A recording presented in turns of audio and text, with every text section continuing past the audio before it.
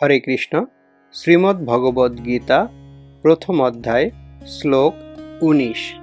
সাঘোষ ধর্তরাষ্ট্রাণাম হৃদয়ানি বেদারয়াৎ নভশ্চ পৃথিবীম চৈব তুমুলভ্যানুনাদয়ান। অনুবাদ: বিভিন্ন শঙ্খনিনাদের সেই শব্দ ছিল প্রচণ্ড, তা আকাশ ও পৃথিবীকে প্রকম্পিত করে ধৃতরাষ্ট্রের পুত্রদের হৃদয় বিদীর্ণ করেছিল। তাৎপর্য: ভীষ্মদেব ও দুর্যোধনের পক্ষে অন্যান্যরা যখন শঙ্খ বাজিয়েছিলেন তখন পাণ্ডবদের বুক ভয়ে কেঁপে ওঠেনি।